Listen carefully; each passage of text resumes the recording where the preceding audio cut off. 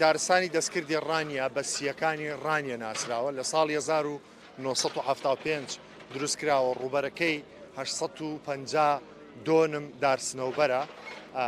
دارەکان ماوەی چەند ساڵێکە تووشی نەخۆشی بوون، وشک دەبن، بەشێکی زۆریان وشک بوون نزیکەی 150یان و مەترسی لەسەر 180 دارەکان هەیە.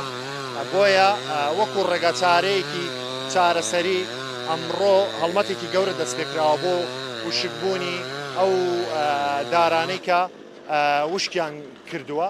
دارەکان دەبڕدرێنەوە بۆ ئەوەی نەخۆشیەکە زیاتر بڵاو نەبێتەوە لە ناو دارستانەکەدا، لەبەرەوەی تەواوی دارستانەکە وەکو باسم کرد کە 850 بۆ 900 دۆنمە ڕوبەڕووی مەترسی گەورەی لە ناوچوون بۆتەوە. بە تایبەتی ساڵی ڕابردوو بەهۆی وشکە ساڵی و ڕێژەیەکی زۆریان لێ وشک بوو. ئەمڕۆ ئەم هەڵمەتە دەکرێت لیژنەیەکە بوو پێشتر لێکۆڵینەوەیان کرد گەیشتنە ئەو بڕوایی کە دەبێ ئەم دارانە ببڕێنەوە و لە ڕێگەوە دەربێنرێن بۆ ئەوەی نەخۆشیەکە زیاتر لە ناو دارستانەکەدا تەشەنە نەکات. ئەو دارانشی کە سەوز و جوان و ماون ئەوانیش وشک نەبن. جا من بۆ زانیاری زیاتر دەمەوێت لەگەڵ کاکۆشنگ ئاکۆیی بەڕێبەری دارستان و پاوانی ڕاپەڕین قسە بکەم. کاکۆشنگ، ئەم هەڵمەتە چییە؟ بۆ دایان بڕنەوە؟ هەرچەندە من باسم کرد لە لایڤەکەمدا، بەڵام بۆی بۆ خەڵکیش ڕوون بێت. بەناوی خوای گەورە میهرەبان دووبارە بەخێر بێنەوە.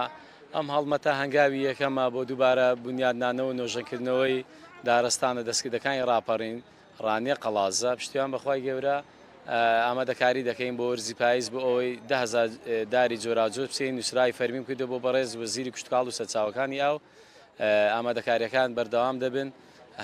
هەڵمەتەکە ماوەی 2 مانگ دەخایەنێ بە هەردوو دارستانەکە. باشە کاکۆشنگ، ئێستا کە دەیان بڕنەوە دواتر دارەکان چی لێ دەکەن؟ ئایا دەبێت لە ڕێگەوە دەریان بێنن؟ نەخۆشیەکە چییەکە ئاوایی؟ ئەمە نەخۆشی کەڕوو لی داوە لە دارەکان، بۆیە پێویستە لە ڕێگەوە دەربێنرێ و ئەو دارانەی دەبڕێنەوە دووبارە هەوڵمان داوە پلانێکی تۆکمەمان هەیە بۆ دووبارە بەکارهێنانەوەی بۆ کورسی و مێز بۆ ناو دارستانەکە. پشتیان بەخوای گەورە. باشە کاکۆشنگ، هەندێک خەڵک لە تۆڕە کۆمەڵایەتیەکان لە میدیاکان باس لەوە دەکەن کە بڕینەوەی دارەکان بۆ ئەوەیە دارستانەکە داگیر بکرێ بە شوقە و vێلا و باڵەخانە. ئایا ئەمە ڕوودەدات؟ ئێوە ڕێگە بۆ دەدەن ئەم دارستانە کە شوێنی پشودانی خەڵکە سەرچاوی ئۆکسسیجینی خەڵکی شارەکەی داگیر بکرێت؟ بەداخەوە لێرە و لێوێ بخۆشم گوێبیستی ئەم دەنگە نەشازانە دەبین و من ڕەدی ئەو قسانە دەدەمەوە. ئەمە ئەسڵ و ئەساسی نییە. ئەم دارستانە لە ساڵی 1975 زۆر دروست کراوە.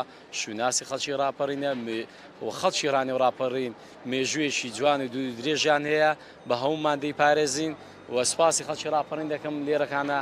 ئەمڕۆ هەمویان یەک ڕێگ یەک دەنگ لەگەڵمانن، پشتیوانمانن، دڵنیابن لەوەی جوانی دەکەینەوە لەگەڵ یەکێتی ئەندازیاران و هەموو ئەو بەڕێبەراتیانە کە لە ناوچەکەمان هەنا و سوپاسی برای گەورە خۆشەویستم کاکی واقعڕێنی دەکەم کە بەردەوام پاڵپشتمە بە جوانترین شێواز نۆژەنی دەکەینەوە، سەوزی دەکەینەوە بۆ سوودی گشتی. پشتیوان بەخوای گەورە. خۆش کاکۆشنگ، زۆر سپاس دەکەم.